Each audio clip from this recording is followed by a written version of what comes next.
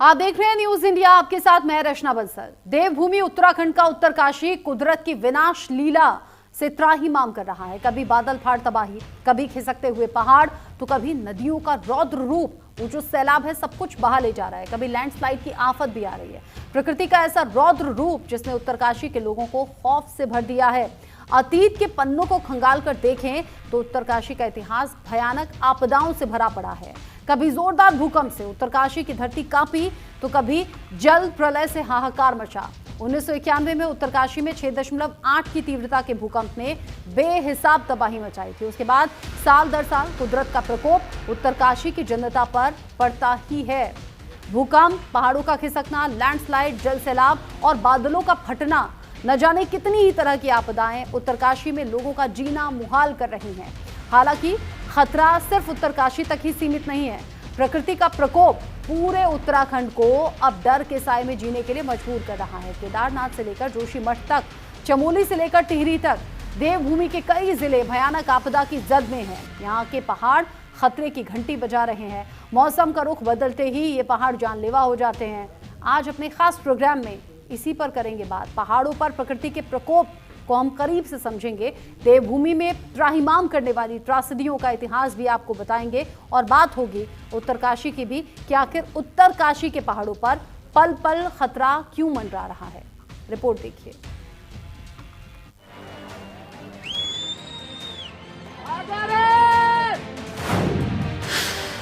उत्तरकाशी में टूटा कुदरत का कहर, बादल फाड़ तबाही।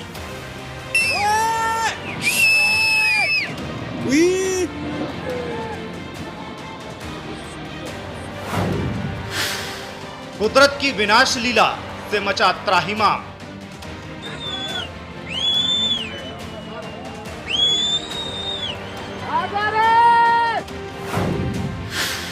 धराली में फटा बादल, आया भयानक सैलाब।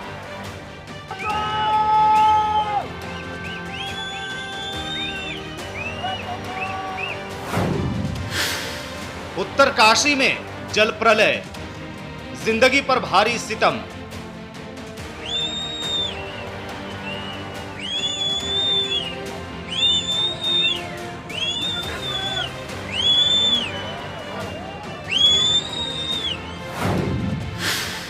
उत्तरकाशी में बार बार क्यों पड़ रही प्रकृति की मार।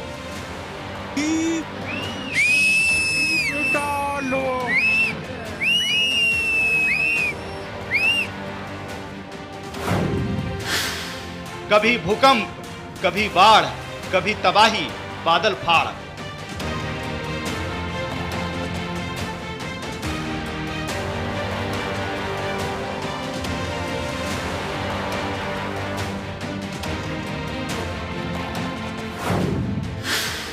उन्नीस सौ 91 से 2025 तक बार बार उत्तरकाशी पर कुदरत क्यों बेरहम।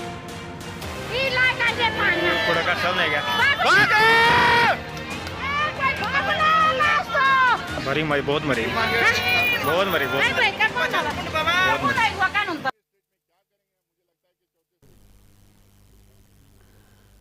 देवभूमि में हो रहे बेहिसाब निर्माण काम ने आज उसी जमीन के लिए मुसीबत का सबब खड़ा कर दिया है जो जमीन लगातार इन खतरों को अपने ऊपर झेल रही है। उत्तराखंड में तबाही की गवाही वहां की तस्वीरें खुद दे रही हैं।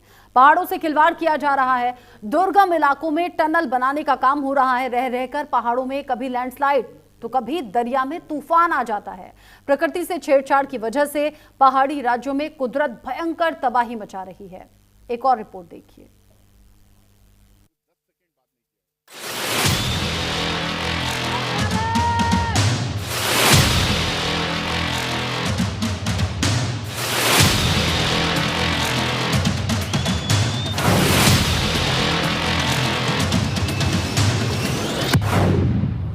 सैलाब का सितम, कुदरत हो रहा बेरहम।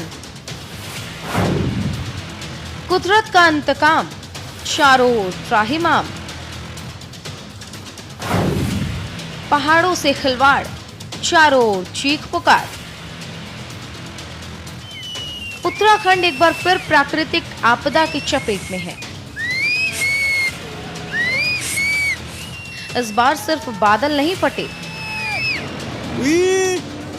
बल्कि इंसानी लालच भी फूट पड़ा है।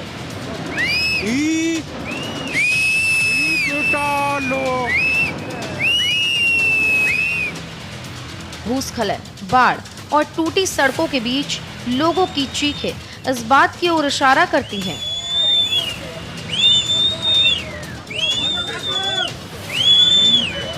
कि विकास के नाम पर हमने जिस तरीके से पहाड़ों का सीना चीरा है, वो अब कहर बनकर लौट रहा है। प्रकृति से छेड़छाड़ का ही नतीजा है कि जो पहाड़ लोगों को अपनी ओर कभी खींचा करता था, लुभाया करता था, आज वही पहाड़ लोगों के बीच मौत बांट रहा है।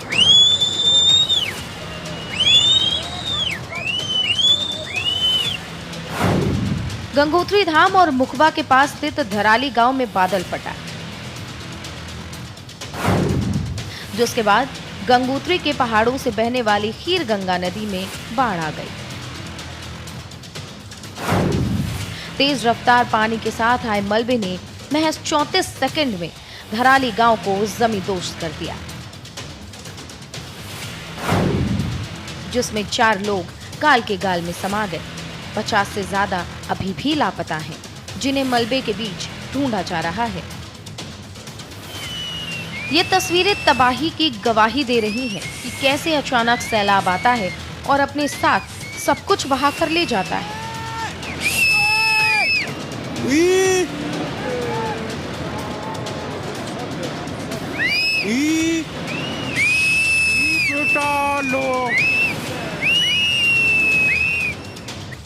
दरकते पहाड़, बहती सड़कें, हिमाचल प्रदेश और उत्तराखंड में लोग डर के साए में जी रहे हैं। उत्तराखंड में इन दिनों बेतरतीब विकास हो रहा है। हर ओर निर्माण के नाम पर प्रकृति को छेड़ा जा रहा है। बड़े बड़े मशीनों से पहाड़ों को काटा जा रहा है। रह रहकर प्रकृति भी अपना रौद्र रूप दिखा रही है। कुदरत के इंतकाम से चारों ओर त्राहिमाम मचा हुआ है। उत्तराखंड में तबाही का ये मंजर कोई पहली बार नहीं है। हर साल प्रकृति अपना रौद्र रूप दिखाती है।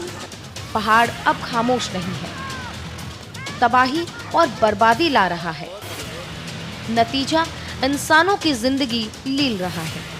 सरकार कह रही है कि प्राकृतिक आपदा को रोका नहीं जा सकता, लेकिन उस निर्माण पर चुप्पी साध लेती है, जिसकी वजह से आए दिन ये हादसे हो रहे हैं।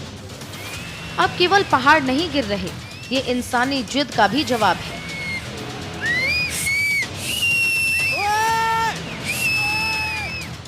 पहाड़ों पर रहने वाले लोग अब डरे हुए हैं, सहमे हुए हैं। अब सब कुछ डूबा हुआ है, टूटा हुआ है, बिखरा हुआ है। पहाड़ों की कटाई, सुरंगों का जाल, अवैज्ञानिक निर्माण, ये सब मिलकर एक ज्वालामुखी तैयार कर रहे हैं, जो हर बारिश में फूटता है और अपने साथ सब कुछ बहा ले जाता है। सालों के काम पर सेकंड में पानी फेर देता है। बारिश के मौसम में उत्तराखंड और हिमाचल जैसे पहाड़ी राज्यों में कुदरत का कहर देखने को मिल रहा है। उत्तराखंड में जून से लेकर अब तक 11 जगहों पर लैंडस्लाइडिंग की वारदात हुई है, तो वहीं हिमाचल में 16 जगहों पर भूस्खलन हुआ है। उत्तरकाशी में बादल फटने से अब तक 4 लोगों की मौत हो गई है। मंडी में बादल फटने से 17 लोग काल के गाल में समा गए। भारी बारिश और लैंडस्लाइड की वजह से उत्तराखंड में करोड़ों के नुकसान की आशंका है। वहीं हिमाचल में प्राकृतिक आपदा की वजह से तकरीबन 2000 करोड़ के नुकसान का अनुमान है। उत्तराखंड भूस्खलन के प्रति अति संवेदनशील माना जाता है। राज्य का लगभग 3/4 हिस्सा लैंडस्लाइड से प्रभावित है। यह देश के सबसे अधिक आपदा प्रभावित राज्यों में से एक है। ऊपर के इस इलाके में हो रहे निर्माण काम की वजह से यहाँ के पहाड़ पहले से ज्यादा दरकने लगे हैं। यह केवल जलवायु परिवर्तन नहीं है, बल्कि मानव निर्मित आपदा है। संवेदनशील माने जाने वाले हिमालय को हमने विकास के नाम पर व्यापार बना दिया है। कल तक जो वादियां हमें लुभाती थीं, आज वही चीत्कार कर रही हैं। पहाड़ अब टूट रहे हैं क्योंकि हमने उन्हें खोखला बना दिया है। प्रकृति से छेड़छाड़ का नतीजा है कि अब ये सारा निर्माण हमारे लिए ही सजा बन गया है। Bureau report, news India. खतरे में उत्तरकाशी और उत्तरकाशी में ही क्यों बार बार प्राकृतिक आपदाएं आ रही हैं, लोग तबाही के निशान देखते हैं। इन बातों पर क्या किसी तरह से कोई रोकथाम हो नहीं सकती? क्योंकि जब आपदा आ जाती है उसके बाद तो जरूर राहत बचाव टीम भेजी जाती है, शासन प्रशासन की टीमें आती हैं, लेकिन बड़ा नुकसान तब तक हो चुका होता है। यहाँ भी 5 मौतें हो गई हैं, 50 से ज्यादा अभी भी लापता हैं। 100 से जो 150 लोग हैं उन्हें रेस्क्यू कर सुरक्षित जगहों पर पहुंचाया गया है। मेरे साथ में बात करने के लिए संजय कुमार जी भी जुड़ गए हैं। इस पर पूर्व डीजी एनडीआरएफ, चूंकि इस टाइम पर सेना, एनडीआरएफ, एसडीआरएफ ये सभी टीमें एक्टिव तौर पर काम कर रही हैं और लोगों को सेफ जगह पहुंचाने का काम कर रही हैं। संजय जी, स्वागत आपका न्यूज इंडिया पर। ये जो अभी आपदा की हम तस्वीरें देख रहे हैं वाकई खौफ से भर देने वाली हैं। लोग आराम से अपने घरों में थे, इस खतरे का दूर दूर तक कोई अंदाजा नहीं था, और बादल जब फटता है तो इसी तरह का सैलाब आता है जो सब कुछ तबाह करते हुए आगे बढ़े। सवाल ये कि उत्तराखंड क्यों, उत्तरकाशी क्यों, हिमाचल प्रदेश क्यों? निश्चित रूप से हमने पहाड़ों के साथ छेड़छाड़ किया है। एक तो पहाड़ पहले ही बहुत सेंसिटिव है, क्योंकि वहां पर जो हमारा हिमालयन टेरिटरी है वो खास करके बहुत ही फ्रेजाइल है और यहाँ स्लोप्स बहुत होते हैं। क्लाउड बर्स्ट की स्थिति में एक साथ जब पानी चलता है तो वो जो फ्रेजाइल पत्थर हैं वो उनके साथ आते हैं, रास्ते में पेड़ पौधे होते हैं उनको लेते हुए आता है, और इसलिए वो विनाशकारी बहुत होता है। और प्लेस नीचे आते ही जो कोई भी उसके सामने आएगा उसके रास्ते में इतना अधिक मोमेंटम होता है, इतना अधिक फोर्स होता है कि उसको ये बहाव के साथ ले जाता है। और यहाँ पे वही हुआ कि हमने जो नेचुरल कैलामिटी इसको कहते हैं, लेकिन जो ह्यूमन इंटरवेंशन उसके साथ इसमें आपने देखा कि लोगों ने पानी के रास्ते जो कैचमेंट एरिया है उसमें बहुत सारे घर बने हुए हैं, तो उसको लेते हुए प्रवाह आगे बढ़ गया, जिसके कारण उसमें लोग दब गए। और मलबा का इतना अधिक है मलबा कि उसमें 3-4 मंजिली बिल्डिंग तक अंदर चली गई है। तो उस मलबे के भयावहता को देखते हुए लोगों के जो इतना अधिक नुकसान पहुंचा है जान माल का, वो निश्चित रूप से एक भयावह दृश्य उत्पन्न करता है। इसमें रेस्क्यू की टीमें उस मुश्किल हालात में, जबकि वेदर भी खराब है, रोड और ब्रिजेस रास्ते में टूट गए हैं, तो उसका मुकाबला करते हुए टीम्स वहां पर पहुंची हैं और लोगों का पता करने के लिए यथासंभव प्रयास किए जा रहे हैं। एनडीआरएफ की टीम भी वहां पर है, एनडीआरएफ के पास भी लाइफ सर्च इक्विपमेंट भी है और रात दिन काम करने की क्षमता भी है, और उनके पास उसके लिए कैपेबल हैं। तो इस परिस्थिति में सारी फोर्सेस जो अपने अपने जो बेस्ट है उसको दे रहे हैं। आप जो उनका स्ट्रेंथ है उसके अनुसार वो लाइफ का पहले पता करने का, फिर उसके अनुसार निकालने का। जहाँ तक रिसोर्सेज का सवाल है, उनके पास रिसोर्सेज हैं और जो लोकल एडमिनिस्ट्रेशन है वहाँ से भी मुहैया कराया जा रहा है, चाहे वो रात में काम करने के लिए प्रबंध हो या हैवी इक्विपमेंट हो। जो पत्थर के आपने देखा कि मलबा का में पत्थर कितना अधिक है, उसके साथ ये स्लश जो मड है वो भी है। तो उसको क्लियर करने के लिए, साफ करने के लिए, हटाने के लिए बहुत अधिक इक्विपमेंट, जो हैवी मशीनरी की आवश्यकता है, जिससे कि लाइफ का पता लगाने में आसानी हो। यही है कि इसमें लोगों के इंजर्ड भी होने की संभावना है, क्योंकि इतने अधिक मोमेंटम के साथ ये जो सैलाब जिस तरीके का आगे बढ़ रहा है, मतलब ये सिर्फ पानी नहीं होता, इसमें गाद है, कीचड़ है, बड़े बड़े पत्थर हैं, बोल्डर हैं, मतलब घर के घर तबाह हो जाते हैं। तो इंसान की क्या बिसात है। ये जो मलबा आगे बढ़ा है, यानी जो सैलाब आगे बढ़ा है, लोगों के दबकर ना रहने के चांसेस भी तो बढ़ जाते होंगे। मतलब उस सैलाब से जब वो बढ़ता है तो बढ़ता रहता है, पानी की तरह, एक लिक्विड की तरह, लेकिन जब ठहरता है तो जम जाता है। ऐसे में लोगों को ढूंढना बहुत चैलेंजिंग नहीं होता होगा? निश्चित रूप से इसमें दोनों स्थिति है। एक तो जैसे ड्राउनिंग में होता है, डूबने की स्थिति में पानी का प्रॉब्लम होता है, और दूसरा इसके साथ इसमें जो बोल्डर है, जो मलबा है, ये रेत है, और जो उसके साथ पेड़ पौधे चले होते हैं, उसके कारण इंजरी भी होती है। इसमें दोनों ओर से है, इसलिए। और उसके साथ ही आपने देखा कि जो इसका हाइट है या डेप्थ है कहिए मलबे का, वो 10 फीट से भी ज्यादा है, या कहीं कहीं तो 3-4 मंजिली बिल्डिंग उसके नीचे चली गई, ऐसा प्रतीत होता है। तो उस स्थिति में इतना अधिक मलबे के नीचे अगर कोई दबता है तो वो बहुत ही मुश्किल हालात हैं और बहुत ही रिमोट चांसेस होते हैं बचने के। खास करके ऊपर से पानी भी अगर उसमें जा रहा है तो पानी में बचने की संभावना थोड़ी कम हो जाती है। अगर सिर्फ रेत रहे या ये कोलैप्स स्ट्रक्चर रहे तो उसके अंदर एयर पॉकेट्स होने की संभावना रहती है। तो इस स्थिति में भी फिर लोग प्रयास कर रहे हैं कि यथासंभव रेस्क्यू ऑपरेशन को अंजाम दिया जाए, पूरा किया जाए, जिससे कि जो सर्च एंड रेस्क्यू का काम हो जल्दी से जल्दी पूरा हो और जो उसमें जीवित व्यक्ति अगर कोई फंसा है कहीं तो उसको निकाला जा सके। क्योंकि सबसे पहला काम होता है किसी भी रेस्क्यू टीम्स का कि उनको सर्च करके जो लाइफ है, जो विक्टिम है, उसको जिंदा निकाला जाए या उनका पता किया जाए। तो पता करके निकाला जाए। ऐसी स्थिति में सारी फोर्सेज के पास ये चैलेंज बढ़ जाता है और उनका काम और भी कठिन हो जाता है। अच्छा, जब इस तरह की आपदा आती है और जब राहत बचाव टीम पहुंचती है, भले ही कितना भी जल्दी कर ले, लेकिन कुछ घंटों का गैप तो होता है। और ये जो सैलाब जिस तरीके से बढ़ता है, अगर घरों को बहा ले गया, गाड़ियों को बहा ले गया, तो कई इंसानों को भी तो दबा ले गया होगा। आप कह रहे हैं कुछ ऐसी मशीन्स होती हैं जिससे जिंदगी पता चल जाती है, मतलब मशीन से पता लगाया जाता है कि कहाँ पर जिंदगी है, धड़कने हैं, फिर वहां लोगों को ढूंढा जाता है। जी हाँ, अगर उसमें जो हमारे इलेक्ट्रॉनिक इक्विपमेंट भी होते हैं और डॉग स्क्वाड भी है जो कि कुछ गहराई तक का पता लगा लेते हैं। तो इस तरह से जब उसके इक्विपमेंट के मार्फत से जहाँ कहीं भी सांस चल रही हो उसका पता करने का एक सिस्टम होता है। तो ये इलेक्ट्रॉनिक इक्विपमेंट वाइब्रेशन के आधार पर, इलेक्ट्रॉनिक वेव के आधार पर वो उसका पता करते हैं। लेकिन इतने अधिक मलबे के नीचे अगर कोई है तो यहाँ पर इक्विपमेंट भी बहुत ही मुश्किल से पता कर पाएंगे। जैसे मुझे प्रतीत होता है अगर कोई 4 मंजिली बिल्डिंग के नीचे है तो बहुत ही सेंसिटिव इक्विपमेंट उसके लिए चाहिए। फिर भी प्रयास सभी फोर्सेज का ये है और मुझे लग रहा है कि कुछ और टीमें भेजी गई हैं स्पेशल इक्विपमेंट के साथ जो कि इस तरह के रेकी करने के लिए सक्षम है, जिससे कि उनको और अधिक सपोर्ट मिले और जल्दी से जल्दी इस रेस्क्यू के ऑपरेशन को अंजाम दिया जा सके, जितने भी तेजी से हो ऐसा मुहिम चला जा सके। अच्छा, क्योंकि आपके इंस्ट्रक्शंस में ऐसे कई जो रेस्क्यू ऑपरेशंस हैं वो हुए होंगे।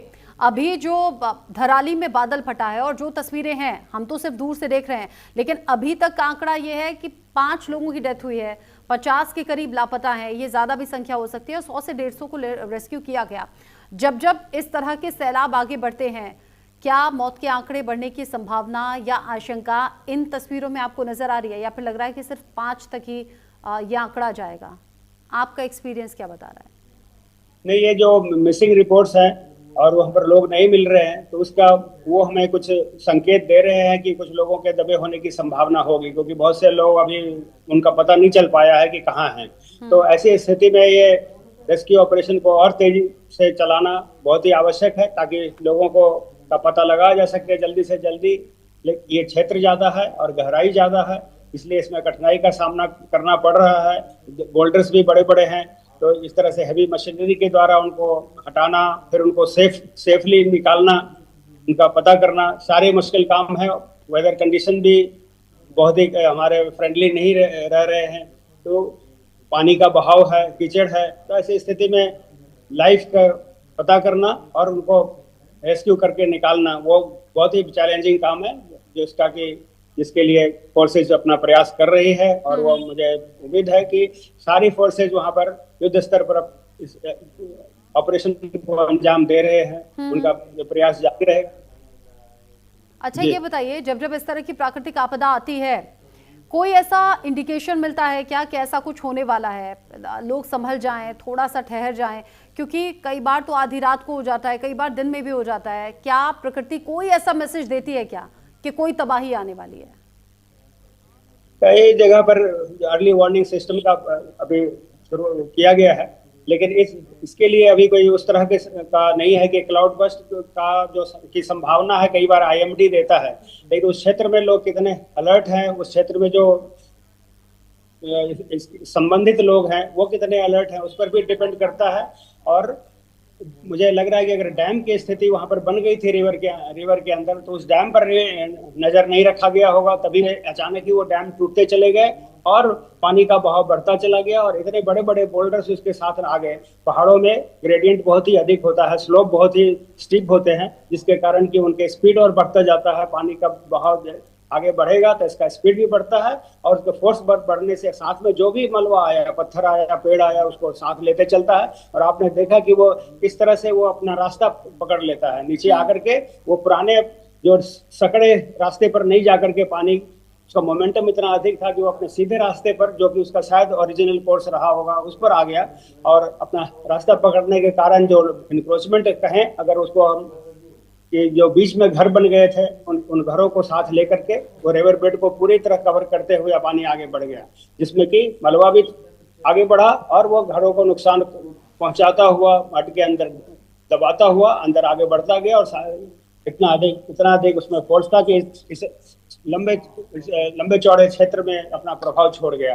इसमें अभी तक जो अर्ली वार्निंग सिस्टम है उसको बहुत पहले से करने का प्रबंध नहीं किया गया है, लेकिन यही जैसा मैंने कहा कि इसमें दूसरे तरह से अभी किया जा सकता है कि इसका जो प्रबंधन है उस पर एक विचार करने की जरूरत है। जो फ्लड मैनेजमेंट है उस पर पुनर्विचार करने की आवश्यकता है, खास करके ऐसे क्षेत्र में, माउंटेनियस क्षेत्र में, ताकि जो कैचमेंट एरिया है उनका प्रबंधन सही किया जाए, रिवर बैंक्स का प्रबंधन सही किया जाए, जो एनक्रोचमेंट है, बिल्डिंग लॉज हैं, बाई लॉज हैं, बिल्डिंग्स के बनाने के, उनका परमिशन देने के, वो एनक्रोचमेंट्स हैं उनको साफ रखा जाए ताकि जान माल की क्षति ना हो। तो लोग इकोनॉमिक हालात के चलते अपने संसाधनों को बढ़ाने के लिए और अपने इनकम को बढ़ाने के लिए ऐसी स्थिति में नीचे प्लेन्स पर आ जाते हैं। ओरिजिनल गांव शायद दूर रहा होगा, लेकिन पहाड़ों में लोग अपने आर्थिक स्थिति को सुधारने के लिए, कमाई के साधन के लिए लोग नीचे आ जाते हैं, जिसके कारण ये यहाँ पर एक टाउनशिप जैसा बस गया था, ऐसा प्रतीत होता है, क्योंकि वहाँ 20-25 के करीब तो होटल बताए जाते हैं कि वो बन गए थे। तो ऐसी स्थिति में जो रास्ता, पानी का जो नेचुरल कोर्स है वो ब्लॉक हो गया और उस ब्लॉक होने के कारण ऊपर खतरा तो मंडरा था, लेकिन इसके लिए किसी ने वार्निंग नहीं दिया था कि ये बरसात बहुत हो रही है या जो डैम की स्थिति बन गई है या क्लाउड बस्ट हो रहा है इस एरिया में, उसके कारण जो कैचमेंट एरिया है, जो प्रभावित क्षेत्र हैं या हो सकते थे, उनको खाली कराया जा सके। बाद में भले ही अभी खाली कराया गया है, जो 150 से अधिक लोगों को उसे सुरक्षित स्थान पर पहुंचाया गया है। यही काम अगर हमें पता होता या जो लोग नजर रख रहे थे उन्होंने अपना काम मुस्तैदी से किया होता तो शायद जान माल की क्षति को कम किया जा सकता था या बचाया जा सकता था। अच्छा, एक बात और, उत्तराखंड में उत्तरकाशी क्यों, जहां पर बार बार इस तरह की तबाही आ रही है? ये जो हिमालयन स्ट्रक्चर है आपने देखा ही है कि ये तो बोल्डर्स उसमें है, लूज सॉइल है, और जो रॉक्स हैं वो भी बहुत ही फ्रेजाइल है, बहुत ही वहां पर टूटने की स्थिति आती है, और एक्सट्रीम वेदर कंडीशन के कारण जो पत्थर हैं इनके टूट फूट भी बहुत होती है। एक तरह से ये सेडिमेंट्री रॉक्स हैं जो एक दूसरे के ऊपर हैं, तो इसका और भी अधिक आसानी से टूट फूट होती है वेदरिंग के कारण। तो इन सब स्थिति को देखते हुए, और जब बारिश होती है तो स्लोप बहुत है, उसके कारण जो ये खतरनाक स्थिति पैदा होती है कि पानी का मोमेंटम, जो वेग है, वो बहुत ही बढ़ता जाता है जैसे जैसे पानी नीचे आता है, और उसके साथ उसके फोर्स के कारण जो रास्ते में जो कुछ भी आया, पर चाहे वो कितना भी बड़ा पत्थर हो या पेड़ हो, वो सबको लेता हुआ आगे बढ़ता है, और रास्ते में जो आएगा अगर स्ट्रक्चर कोई, तो उसको नुकसान पहुंचेगा ही। उस तरह से नीचे प्लेस तक आते हुए भागीरथी नदी के में मिलने तक में आपने देखा कि रास्ते में जो कुछ भी आया उसने उसको बिल्कुल ही सपाट कर दिया। तो ये जो पहाड़ की स्थिति है, हिमालयन बेल्ट की स्थिति है, ये सिर्फ वहाँ की नहीं, जितने भी हिमालयन बेल्ट में इस तरह के स्ट्रक्चर बन गए हैं उन सबको ही खतरा आ जाता है, जो कि नदी के रास्ते ब्लॉक करके रहते हैं। कभी कभी हमें जो हाईएस्ट फ्लड लेवल है वो एक वार्निंग देता है, कभी बाढ़ आती है तो उसका हर जगह पर एक निशान होता है कि यहाँ तक बाढ़ आई हुई है, पहले यहाँ उसके ऊपर ही आप स्ट्रक्चर बनाए, उसके नीचे ना बनाए। लेकिन यहाँ उसका भी उल्लंघन प्रतीत होता है, क्योंकि ये बिल्कुल ही रिवर बेड के अंदर घर बने हुए थे, तो ना कोई उस तरह का लोगों ने फॉलो किया उस रूल को, उस नॉर्म को, कि उसके हटकर बनाए, उससे ऊपर बनाए, और उसके साथ ही वो एनक्रोचमेंट के कारण उन्होंने मान लिया कि वो जो रास्ता जिसमें कि अभी वो रिवुलेट जा रहा है, छोटा सा जो नाले जैसा रूप, शायद उसी में पानी सारा निकल जाए। लेकिन तो ऐसे जबकि बारिश बहुत अधिक हो रही है और क्लाउड बस्ट की स्थिति आई तो बहुत अधिक पानी एक साथ आया, और बताया जाता है कि जो रास्ते में कई डैम्स भी बन गए थे जो कि लैंडस्लाइड के कारण बने होंगे। तो उन रिवर के अंदर जो लैंडस्लाइड होता है तो पानी रुकता रहता है और उसका लेवल बढ़ता रहता है। एक साथ जब वो डैम टूटा कहीं, तो वो फिर आगे के डैम टूटा, फिर उसके बाद वाला टूटा, और बहाते हुए जो रॉक्स थे उसको लेते हुए, और जो ये ग्रेडियंट है, जो स्लोप है पहाड़ में, स्टीप स्लोप, उनको लेते हुए ये बहुत अधिक स्पीड से अपने साथ जो भी मलबा रास्ते में आया उसको लेते हुए आगे आगे बढ़ गया, जब तक वो भागीरथी में नहीं मिल गया। तो इस तरह से ये भयानक स्थिति पैदा हुई, और इसके लिए जैसा मैंने कहा कि इसमें हमें एक बार पुनर्विचार करने की आवश्यकता है, क्योंकि ये रेकरिंग फीचर हो गया है। हर साल हमें कहीं ना कहीं इस तरह के स्थिति देखने को मिल रही है। वहां पर तो ग्लेशियर वाले क्षेत्र भी है, ग्लेशियर का मूवमेंट भी हो रहा है, और उसके साथ मिलकर ये स्थिति और भी भयावह हो जाती है, क्योंकि ग्लेशियल रिवर्स है, बारिश के दौरान, गर्मी के दौरान उसमें पानी ऐसे ही बढ़ता है, और अगर भारी बारिश हो गई, क्लाउड बर्स्ट की स्थिति आ गई, बादल फटने की स्थिति में पानी बहुत अधिक। अच्छा संजय कुमार जी, चाहे वो कोई भी पहाड़ी हिस्सा हो, वो उत्तराखंड हो सकता है, हिमाचल प्रदेश हो सकता है, जम्मू कश्मीर हो सकता है, कोई भी पहाड़ी हिस्सा जहां पर खतरा सबसे ज्यादा क्या बरसात के मौसम में होता है? क्योंकि हम देखते हैं कंपैरेटिवली सर्दियों में या फिर गर्मियों में खतरा उतना नहीं होता, क्योंकि बरसात का ही मौसम है, लैंडस्लाइड की घटनाएं, बरसात का ही मौसम है, नदी नाले उफान पर, बरसात का ही मौसम है जब बादल फटता है और तबाही आती है। तो क्या बरसात के इस सीजन में ज्यादा सावधान रहने की जरूरत है? जी हाँ, वेदर कंडीशन इस तरह का होता है यहाँ पर, क्योंकि एक तो भारी बरसात के कारण पहले से ही सब कुछ सैचुरेटेड है, डैम भी भरा हुआ है, मिट्टी के अंदर भी पानी, सीपेज के कारण बहुत ही मिट्टी लूज हो गई है। जब शुरू की बरसात होती है गर्मियों की, तो बहुत सारा पानी एब्जॉर्ब हो जाता है, बहुत सारे नालों में पानी नहीं होता, और शुरू का पानी आता है तो वो दूसरी जगह चला जाता है। लेकिन यहाँ पर पहले से ही सब में पानी है, डैम्स भरे पड़े हैं, और जो ये बिजली चमकती है, जो लाइटनिंग होती है, उसके कारण जो ये बादल फटने वाले जो बादल एक्यूमुलेट होते हैं, वो थोड़े ही समय में किसी खास स्थान पर जहाँ वो इकट्ठे होते हैं वहां पर सारी बारिश कर जाते हैं। यहाँ तक कि वो 1 घंटे अगर वो 100 मिलीमीटर तक बारिश कर दें तो उसके बाद ये क्लाउड बर्स्ट की स्थिति कहलाती है। और क्लाउड बर्स्ट की स्थिति में वो अचानक ही पानी थोड़े ही क्षेत्र में इकट्ठा होता है, और पानी अपना रास्ता पकड़ेगा, उसको जो भी रास्ता मिलेगा, चाहे वो रिवलेट्स हो, नाले हो, उसके थ्रू वो मिलता जाएगा। जहाँ वो नदी नाले इकट्ठे होते हैं वहां पर पानी और बढ़ गया, और स्लोप के कारण उनका स्पीड बढ़ गया, उसके फोर्स बढ़ गया, और रास्ते में जो भी आएगा उसको लेते हुए वो चला जाता है, जब तक कि उसका मोमेंटम कम ना हो जाए।